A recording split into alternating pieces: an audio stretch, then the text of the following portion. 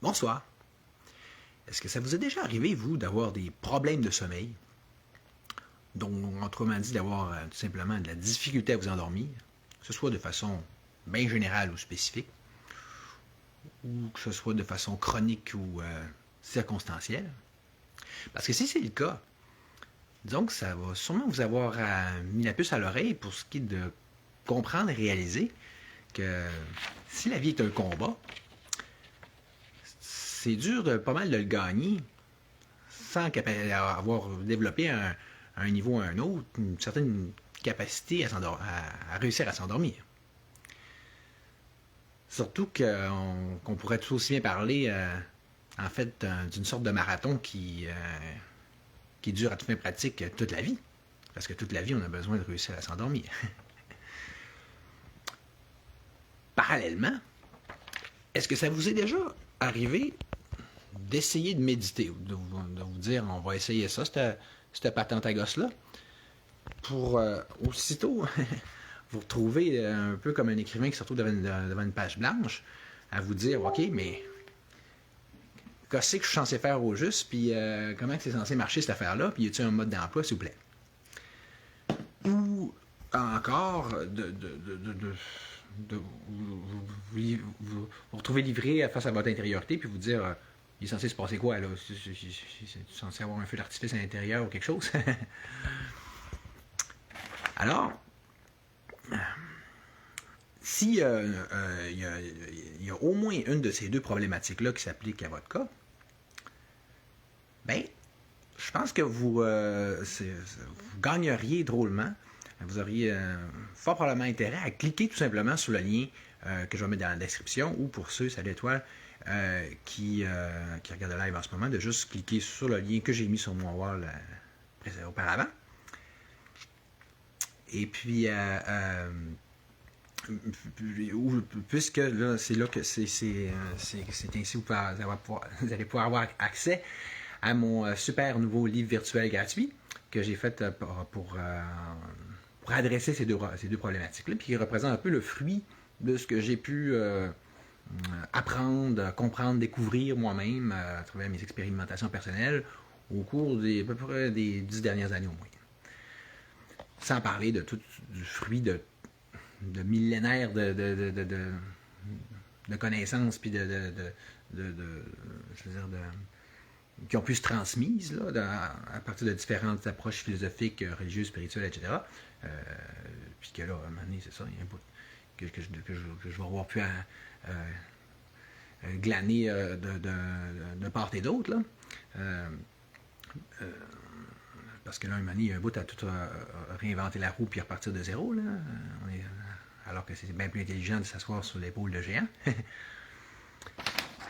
Fait qu'avant toute chose, j'aimerais ça, en même temps, répondre d'avance à ceux qui risquent fort de me dire « Oui, mais Charles Olivier, t'es bien trop énervé pour avoir la moindre crédibilité quand il s'agit de méditer. » Sauf que, justement, au contraire, ce que j'aimerais vous répondre, rendu là, c'est que si j'avais pas été un méditant, sans nécessairement crier sous les toits, hein, justement, que vous étiez loin de vous en douter, justement, puis surtout, si j'avais pas, en fait, été un excellent méditant, puis si je l'avais pas devenu, si j'étais pas devenu de plus en plus excellent, justement, au fil des années, disons que j'aurais eu bien de la misère à passer à travers tous les problèmes que j'ai eu à traverser, ou j'aurais sûrement pas réussi à aussi bien passer à travers tous ces problèmes-là, ou à ceux, idem pour ce qui est des différents problèmes que je peux avoir à vivre et à devoir gérer intérieurement ou extérieurement en ce moment même, mais dont je vous parle pas nécessairement, puis je vous parlerai pas plus non plus à soir. Fait que ce soit qu'on parle de problèmes d'ordre plus personnel ou, pour ainsi dire, d'ordre plus public, là. Fait que, donc c'est ça. Fait que là, j'aurais eu bien de la difficulté à gérer tout ça, que ce soit au niveau donc intérieur, donc puis c'est à ça que sert la méditation, ou pour ce qui est d'apprendre à m'endormir. Parce que plus t'es stressé, plus c'est dur de s'endormir.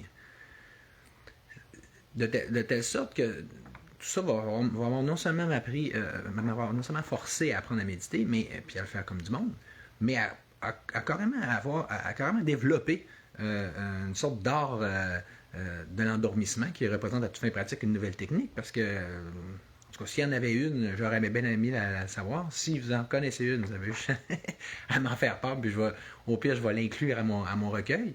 Mais comme c'était arrivé bien souvent depuis que j'existe, je me suis retrouvé pogné pour inventer des affaires vu qu'ils n'existaient pas, déjà.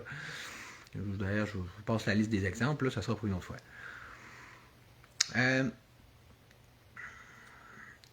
Dans un même esprit, donc c'est sûr que c'est pas, ça veut pas dire, si je vous partage tout ça, c'est pas pour dire que je suis parfait ou que je représente une espèce d'autorité ultime, là, que ce soit en la matière ou tout court, là. Puisque l'idée, c'est plus en fait de vous partager un certain nombre, ce que je peux connaître de trucs, tu sais, que j'ai pu récolter de part et d'autre sur mon chemin. Un peu comme un petit chaperon rouge qui récolte des fleurs et des champignons. Tu sais, l'idée étant que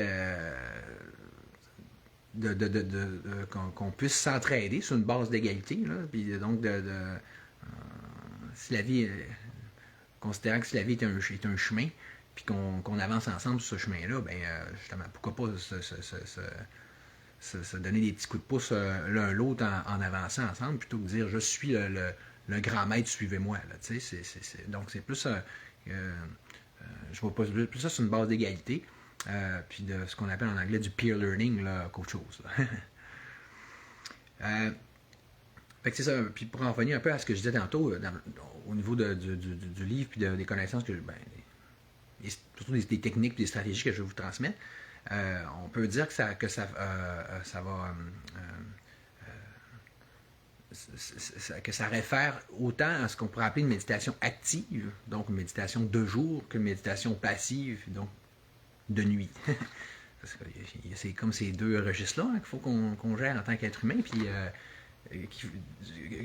que vous suivez mes techniques ou pas, il faut trouver des trucs intérieurs, on s'entend, là, pour gérer ces deux parties-là de la journée.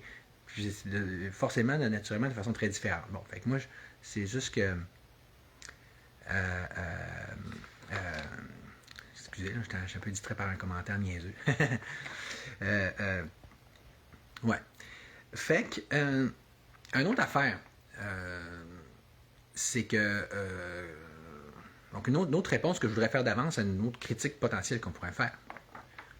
En fait, je vais vous la lire tout ça.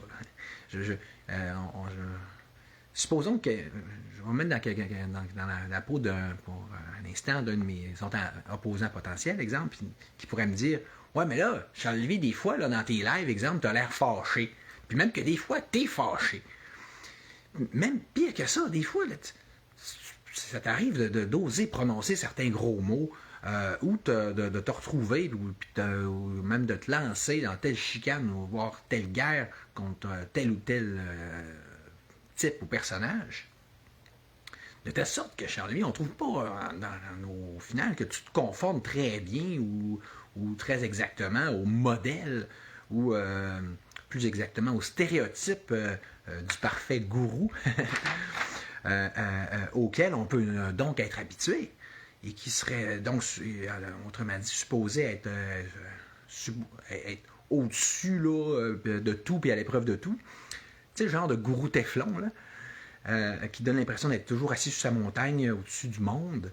Puis à la place, parce qu'à la place de ça, on dirait que t'es comme, c'est plate, hein, mais on dirait que t'es comme authentique, là, t'es comme toi-même, que ce soit de façon globale, tu sais, dans ta vie, ou spécifique à la situation, genre si t'es fâché, t'es fâché.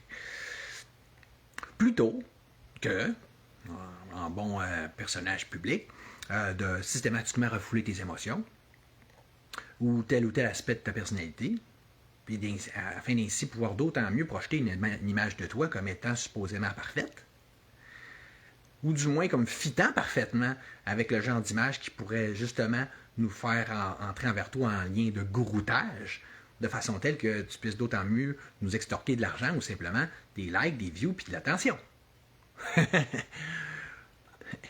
C'est ça, hein? Fait que je pense qu'en faisant la question, la critique, j'ai un peu répondu, comme vous avez pu voir.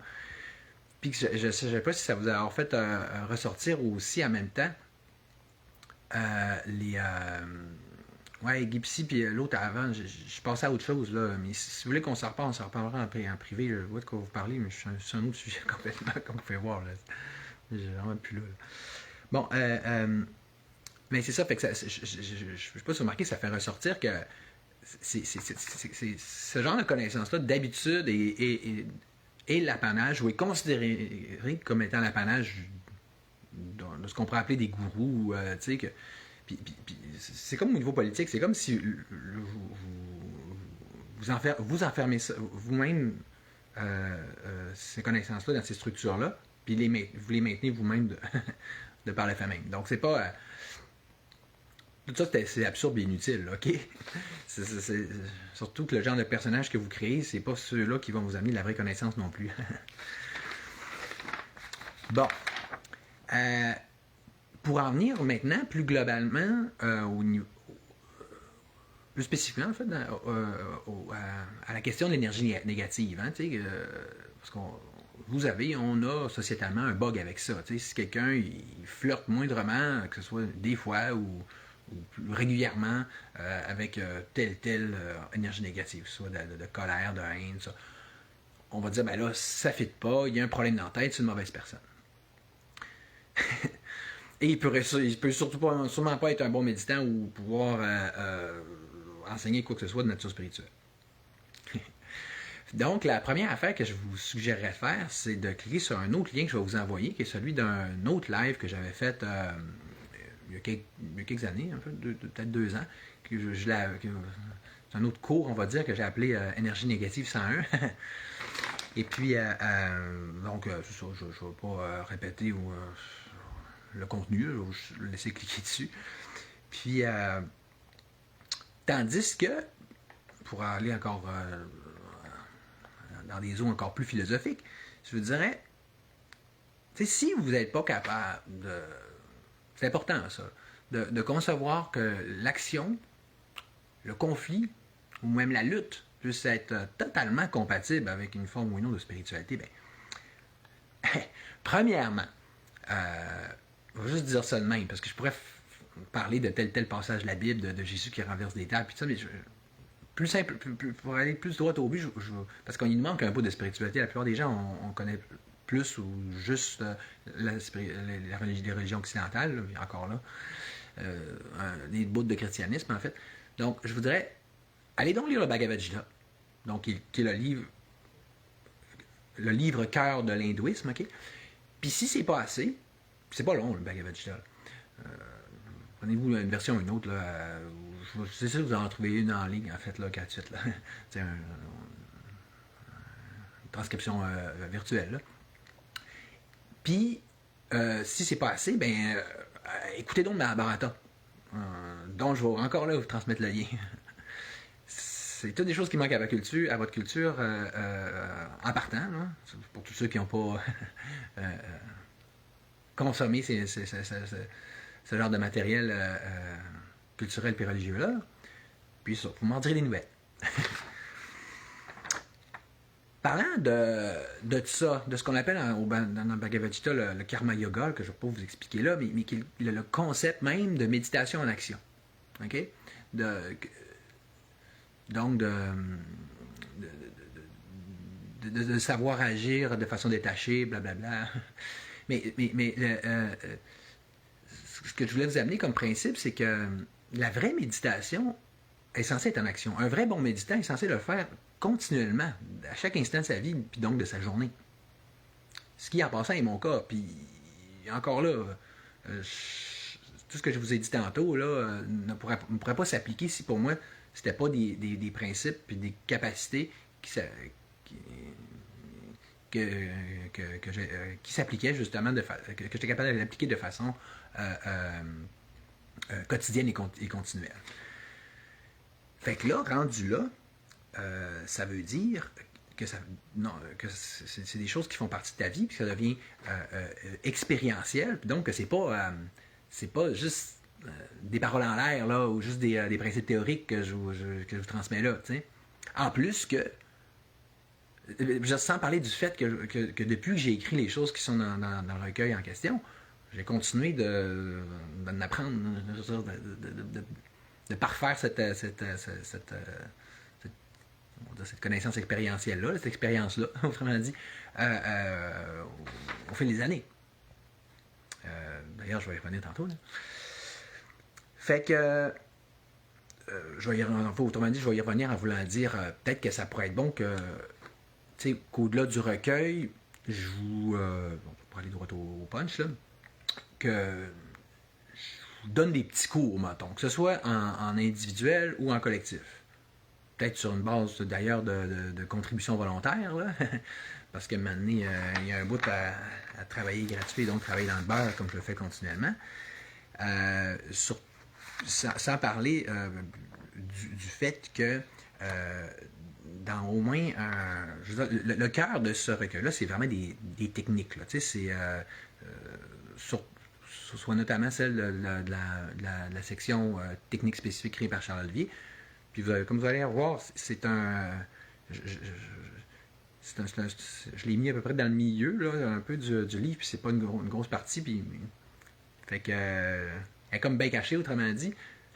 Parce que si j'avais mis ça d'entrée de jeu, dans les premières pages du livre, je pense que j'aurais tout turn-offé, puis ils auraient fait c'est quoi cette affaire-là. Fait que c'est assez dense, c'est assez complexe. Fait que c'est. Au moins, justement, j'ai mis un peu de chair autour de l'os. Mais tout ça pour dire que les techniques en tant que telles, pour vraiment bien les comprendre, ça pourrait valoir plus la peine que ce soit expliqué en vrai, comme dans un cours digne de ce nom. Là. Ceci dit, j'aime mieux vous les partager quand même parce que je trouve que plus on en partage, mieux c'est, puis mieux vaut que ça soit partagé que pas. Quitte à ce qu'on les voit comme des sortes de teasers ou d'appetizers, tu sais, ou simplement de notes de cours, que ce soit des notes d'élèves ou de profs, tu sais. Puis, puisque de toute façon, au pire, vous avez juste à aller voir comme des espèces de mantras ou de poèmes méditatifs, le principe étant justement donc de méditer là-dessus. Surtout que la méditation, c'est une forme de technique méditative qu'on appelle en fait la méditation analytique, là, puis qui consiste à méditer sur tel petit poème philosophique ou spirituel ou souvent juste une phrase comme on peut le faire typiquement en fait là, dans la méditation zen. Fait que c'est ça, puis au pire, ou sinon au mieux, en ce faisant, ben, ça vous permet, ça permet de vous laisser trouver le sens par vous-même, ou encore mieux, de vous trouver votre propre sens pour ces techniques-là, votre propre façon de l'appliquer, ce que ça vient résonner en vous, ce que ça veut dire pour vous, comme pour une chanson, finalement, tu sais, quand tu écoutes une tune ou un ouvrage plus symbolique. Je me souviens, Tolkien, quand il a écrit Lord of the Rings, tout le monde disait qu'est-ce que ça veut dire, qu'est-ce que ça veut dire. Ben écoute, de un, c'est pas une allégorie, puis de deux, si tu veux le voir comme une allégorie, fine, applique-le comme tu veux. Fait que au niveau des techniques, c'est parce que je parle pas évidemment juste dans ce livre-là de mes propres petites trouvailles, mais beaucoup aussi plutôt en fait, j'essaie de faire un portrait le plus large, le plus global possible, en incluant aussi notamment les approches méditatives déjà existantes.